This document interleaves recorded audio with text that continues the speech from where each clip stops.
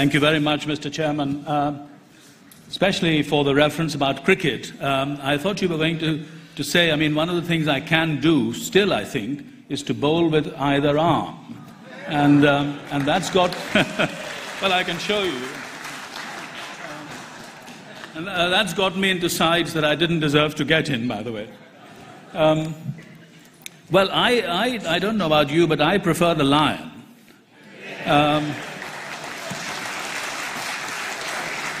But I'd like the lion without the scowl. I think maybe the scowl can be removed. You remember what was said of Aslan in Narnia, when somebody said, "Is he safe?" And it was said, "He's not safe, but he's good." And I think that's what I want this lion to be.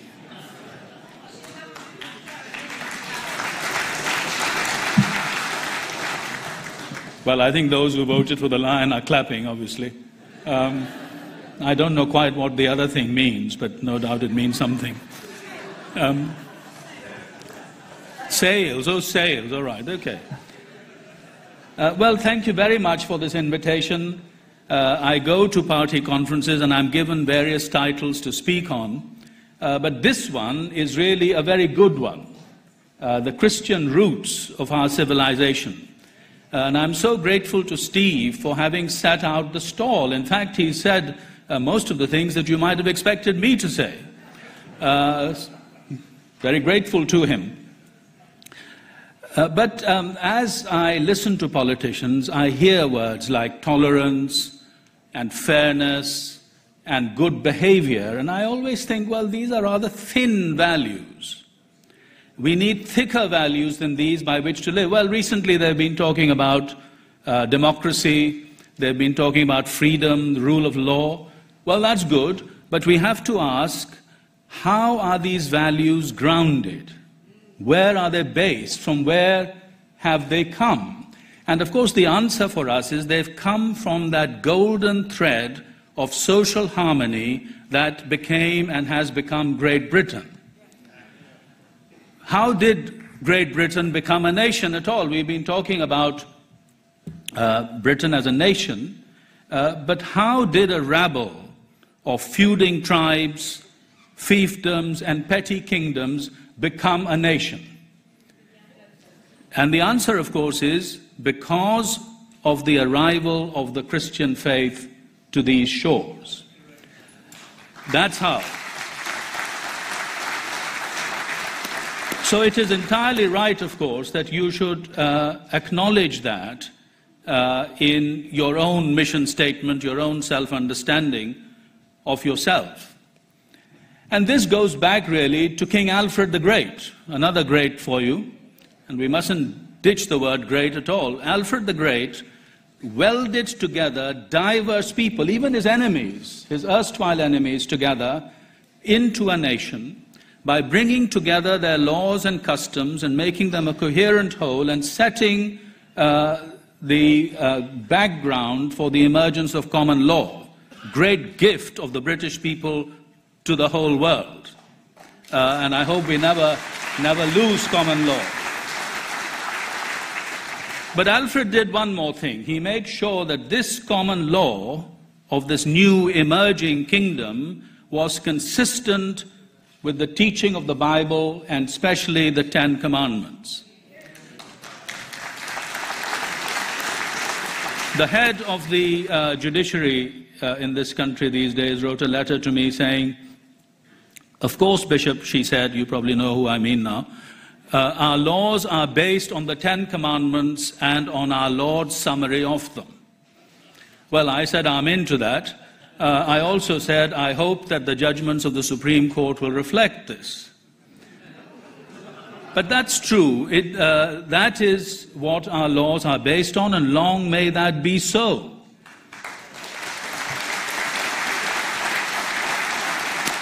But then there is also the godly ruler who is accountable not only to the people, that's been said, but also that final accountability before God. That was another feature of how we came to be a nation. And all of this resulted in a nation that was governed by natural law, how the world is made, how we are made, by our own lawmaking, and by what is in the Bible. This gave rise to a society where mutual obligation was the norm, where duty was valued, where people did not simply stand on individual rights. Now, I'm not, of course, as a bishop, a party man, but Edmund Burke, who is claimed by one of the parties in this country, but I wish that he was more read, because Edmund Burke points out that our values are not freestanding, and it is not simply a question of individualism, but our values have emerged organically with the development of such a society. And they cannot be separated from such a society. They cannot be taken in isolation from such a society. This is something we must always have in mind. The other point is that the political development of Great Britain, well, England first and Great Britain later, was quite distinct from how things happened on the continent of Europe. So, Britain, England first, and then Britain never had any experience of the Holy Roman Empire, about which it was said, you remember, that it was neither holy nor Roman nor an empire. Well, certainly the holy bit's true. It was never part of that project of European centralization, and of which, of course, we are seeing the latest episode. But then, not only that, there were other models in Europe. There were, for example, the city-states, Geneva and Venice and so on. But Britain, or England at first and then Britain, I have to be careful about what I say, has always had national aspiration. It's always wanted to be a nation, not a centralized empire and not a city-state. And this is shown in the way in which poor law emerged. In Europe, poor law was nearly always the law of the city. Whereas here, from the time of Henry VIII, we've had a national poor law, certainly locally delivered from the parishes, but nationally thought out and nationally delivered. This is a very important difference between Britain and the rest of the European continent. And I think if we are in Burkean terms thinking of political developments, we must keep this in mind, the distinctiveness of political life in history in this country. Well, of course, we begin with society. We are people, human beings, who have always been in community. The Bible teaches that man and woman were made together, made in God's image together, and so you have community, society from the beginning. However, in this organic development of society, there also emerged, again because of the Christian faith and the teaching of the Bible, the idea and the value of the person. There's a very fine book by an Oxford scholar called Larry Seidentop, The Invention of the Individual, in which he lays the blame for the acknowledgement of the human person squarely on St. Paul. Well, I think it's true. The image of God, everyone created in God's image has a value of his or her own. And but within the context of society, within that context, not isolated, as I will say in a few moments, this emergence of the person has to do certainly with the recognition of conscience, that human beings have a God-given capacity to know right from wrong, to be able to discern what is good and what is evil, and to steer themselves away, with God's help, from evil. The development of conscience, the recognition of conscience, has been a part, an intrinsic part of British life. And it is only in the most recent spate of legislation under the most recent governments that it has been neglected. And I hope that we can once again recognize conscience for what it is. It is the basis of our personhood. Secondly, personhood also leads to the idea of consent. That however good our system may be, however wonderful the kings, they still needed our consent to govern and for us to be governed. This is the root, of course, of democracy. The idea of consent, that people must consent to how they are governed. And then thirdly, and Steve mentioned this, the idea of citizenship, that we are not mere subjects.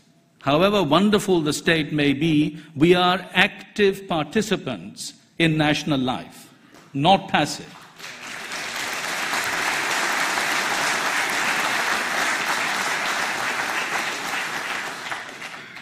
Now, all of these things actually had a very interesting other life in the newly discovered Americas, because there were many people, both in North and South America, who were concerned to deny the humanity of the Aboriginal peoples of the Americas. They thought they were Indian. You know, Columbus thought he'd reached India, which is why they were called Indian. Well, of course he was wrong, but there we are, we're stuck with it. But against them, again, it was the Dominicans at first, Bishop Las Casas of Mexico, who upheld the humanity of the Indian people in South America particularly. And it was this discourse that came to Europe, to the universities of Salamanca, for example, and it is from this that the language of natural rights arose. So John Locke, when he talks about natural rights, mirrors almost word for word what these Dominicans were teaching in the Americas and also in Europe. But this language of natural rights cannot be divorced from the organic understanding of society that I have just mentioned. So the question is, what happened? With all this virtue, why are we where we are? And there are two things that need quickly to be mentioned. One is the long drawn-out withdrawing roar of the sea of faith, the process of secularization of the European mind, which in this case includes the British mind. And that has some positive things about it as well. I mean, for instance, this process laid its emphasis on knowledge being about the whatness of things. You know, what kind of thing is this? I was amazed to discover that Charles Darwin spent years on one occasion just studying a particular kind of barnacle. Well, I don't think I would have the patience to do that, but as a scientist he did it. The whatness of things, and science depends on this. Classification of objects, of creatures. It also had the effect of promoting the question which is the how, you know, the how kind of question. How do things work? And again, that is behind technological development. And that's fine. But one of the negative aspects of it was that the why question stopped being asked. Why am I here? Why can I study the universe and make sense of it? Why is the universe as it is? Those questions of ultimate meaning were no longer asked, or less asked. And also, of course, the what for question. What am I here for? What is the universe here for? And indeed, for us, what is the nation for? I once said in an article about the destiny of the British people, and I was severely criticized by the liberal press for even suggesting that Britain might have a destiny. Well, you know what I mean.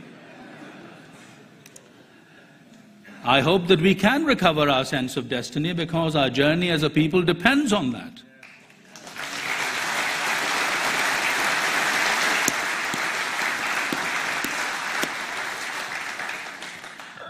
This also resulted in the secularization of time. You know, in the Christian state, there were occasions when we were taken out of the humdrum. out of the everyday by the great festivals of the church. But then what has happened? Christmas has become Winterval. At least in Birmingham it has, I gather. Anyone from Birmingham? We turn it back to Christmas.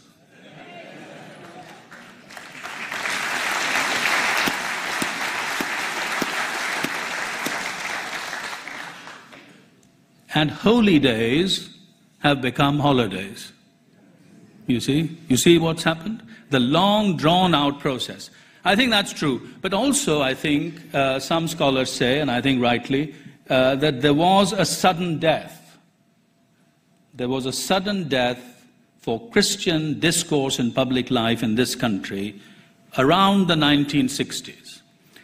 There were many reasons for this. The students were revolting. You remember that?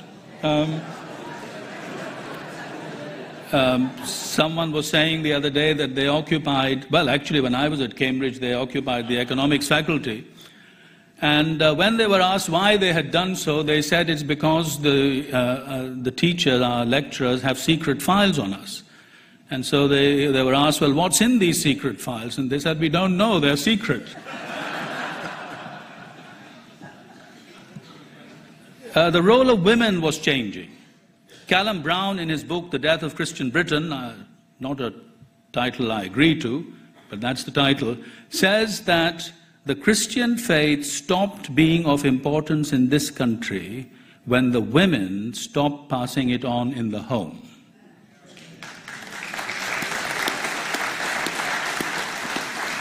Because he said it was not the church, and it was not the school, it was the mothers who passed the faith on. But let's pray that'll be so again.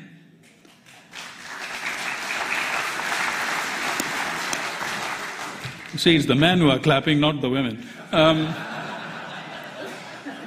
I mean, I'm not asking for a return to the past. I know that's not possible. But I think we each, men and women, have certain responsibilities in society to which we must respond.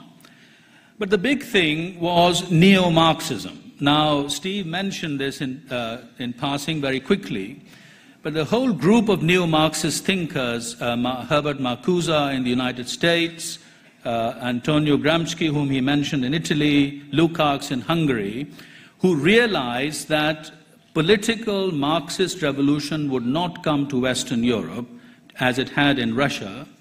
And so what they wanted first was a social revolution that would undermine the vital institutions of European society. You see? Some people in this country made that social revolution an end in itself. Of course, the political revolution never came. Indeed, Marxism itself died, and you might say, praise the Lord. But the social revolution came with a vengeance. Its attack on the family, on the judiciary, on parliamentary democracy. This is what has produced the kind of chaos that we see so often around us.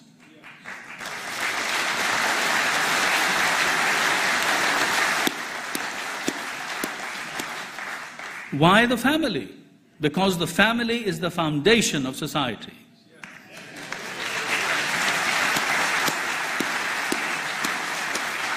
And I do hope that you will be for the family, that you will promote policies for the well-being of the family, for the nurture of children in the family.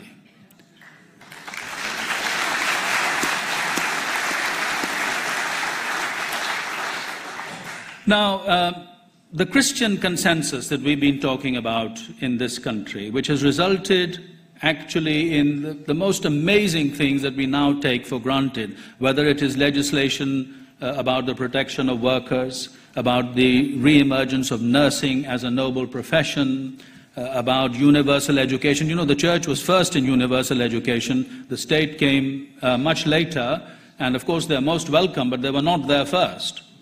And I think they ought to be told that quite clearly.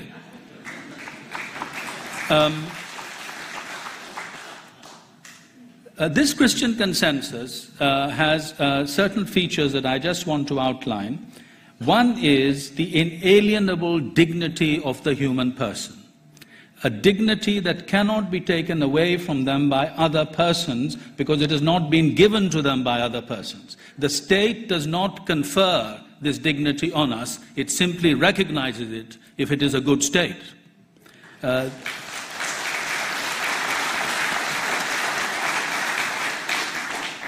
As the United Nations Declaration acknowledges, this is a dignity that belongs to us by our very nature, and the United States Declaration of Independence says it has been given to us by our Creator.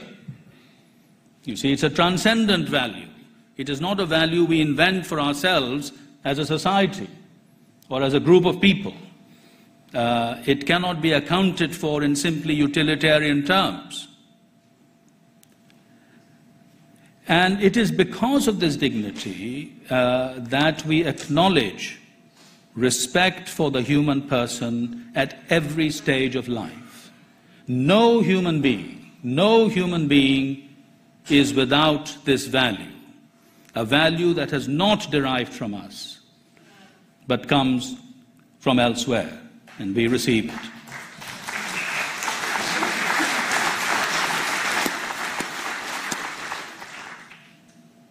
But then people have mutated this idea of human dignity of the human person into that of autonomy. You see, personhood is a relational idea. I am a person because all sorts of other persons have influenced me and I have influenced them. It's the same for you, if you think about it. But autonomy is about the primacy of the individual. This is what is really wrong with human rights legislation in this country. That it does not take the common good, the good of the people, into account before it decides what to do with individual human rights.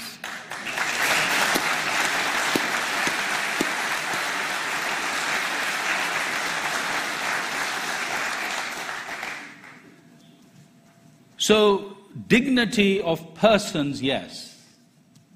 Autonomy in this radical sense of unrelated individuals all struggling against one another, no. And if there is going to be a revision of human rights legislation, then that has to be kept in mind, the common good of the people.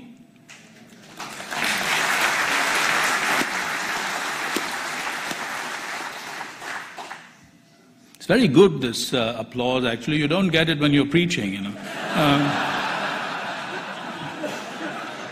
I wish we did. Let's encourage our congregations to applaud their preachers. If they deserve applause, of course. But the other thing is equality. You see, on the face of it, we are not equal. I mean, I doubt very much if there's anyone here who can bowl with either arm, apart from myself. But, you know, people have different gifts. The athletes, even in the Invictus Games, well, I doubt if I could match their achievements. People are rich and poor. They're differently endowed, physically, mentally, spiritually even. So where do we get this idea that we are all equal? And again, it is because of the Bible's teaching of common origin. The common origin of all human beings. Charles Darwin, after the publication of the Origin of the Species, was very worried that his work would be misused to promote racism. And this is why he gave large sums of money to the abolitionist cause in the United States. Well, of course, it didn't, in fact, prevent the emergence of racism there, and indeed, in the European fascism of the 20s, and 30s that we all know about and regret very much. But common origin is something that is non-negotiable. And I'm so glad that the science of genetics now is also saying that human beings have a common origin. That is the basis for the recognition that we are equal as persons. By the way, equality as persons does not mean, and never has meant, the equality of all sorts of ways of living and lifestyles and values and so on. No, it cannot mean that. It means equal respect for persons as citizens of this country.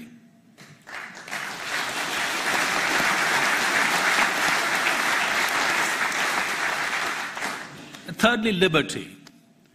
You've been described as a party of liberty. I think I prefer the word liberty to libertarian, but let's not debate that. The Bible starts with the liberation of an enslaved people, you see, and that theme of liberation runs throughout the Bible. Jesus did not coerce anyone to accept his teachings. They were free to accept or to reject. The church in the first 400 years of its life was a persecuted minority, as many Christians are today. Well, you heard something about my work, didn't you? This is quite different from how some other religions began. But, that's not my task today to explain that, maybe one day. At the time of the Reformation, this is the 500th anniversary of Martin Luther nailing those theses to the door of the castle in Wittenberg. I'll be there soon, in a few weeks, to celebrate it. But the reformers wanted the people, ordinary people, to have the liberty to read the Bible for themselves and not have it read for them by other people, you see. So liberty is deep in our veins. Of course, liberty can become simply libertinism, promiscuity, the irresponsible exercise of freedom, because freedom always goes with responsibility.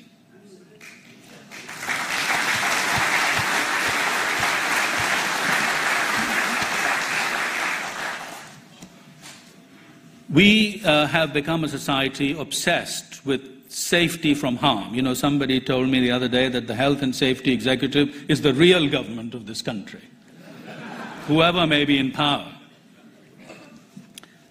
But the emphasis has been on the safety of individuals, and we have neglected looking at the safety of vital social institutions, such as the family, on which our prosperity in the end depends.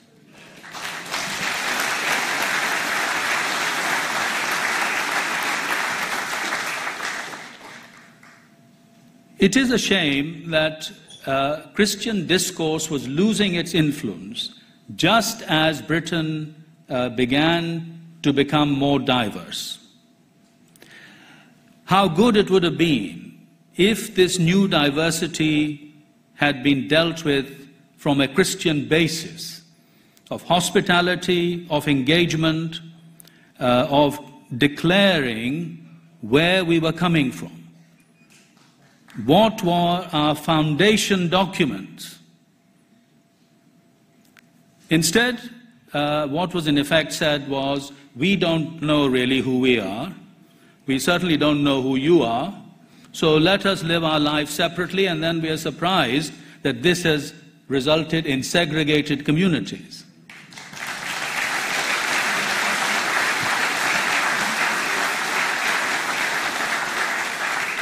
It is quite possible to have an integrated society in which people value their own heritage. I mean, that the Jewish people do that. The Huguenot community in the Diocese of Rochester certainly do that. Successive generations of migrants to this country have done that without damaging the idea of an integrated society and of the common good. It is perfectly possible to hold both together. So multicultural is not the problem. The problem is, once again, those three little letters, ism. Multiculturalism. That's the problem, because that says, in effect, there is no grounding narrative for us as a nation. It says there's no common story. There's no heritage. Well, I know you have said that there is, but there are so many people who are concerned to deny this.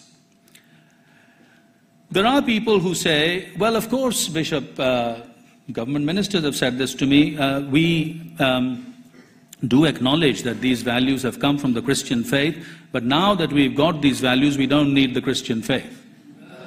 In fact, one former minister said it's like a ladder. You know, you've climbed up the ladder, now you don't need the ladder, so you kick it away. Well, my experience of ladders is that, you know, that's a mistake. Because you may need to get down in. And then, I mean, a former prime minister once said to me, well, all religions are the same, Bishop, aren't they? Well, are they really? I mean, our heritage is the result of a particular history, religious, social, philosophical, political. It cannot simply be equated with everything else. So some traditions will always place social solidarity before personal freedom, honor before responsibility, or piety, public piety, rather than internal, interior spirituality. Some faiths will question the reality of the self. Well, I mean, that's an interesting philosophical question, but if you do that, you're unlikely to come to a proper estimate of the human person. So humility, you know those Nolan values, humility, sacrifice, service, well, they couldn't have been articulated in just any society. This is the result of a particular development. Aggressive secularism has mutated values of dignity, of equality, of liberty. These were Christian ideas that have become something quite different. The choice before the British people is this: are you going to go with what is trusted and known, that organic development of tradition that Edmund Burke talks about? Or are you going to take the destructive path that was taken by the French Revolution, of which Burke was so fearful, which destroyed everything that had been in the past and resulted in the massacres of Robespierre? You see, Britain has always been an evolutionary society, developing organically in terms of its fundamental values. We are now poised for this choice, and that's the political choice as well. Are we going the way of Edmund Burke, or will we go the way of Hobbes and of Rousseau? The way of the organic development of society or of rampant individualism? Your present interim leader has set out your program for the future. I was glad to see that it has a very strong social component in it. And I hope that you can, as you develop your policies, will make sure that personhood and society, community and the individual are always held in that proper tension which the Christian faith has so far provided for us. Thank you very much indeed.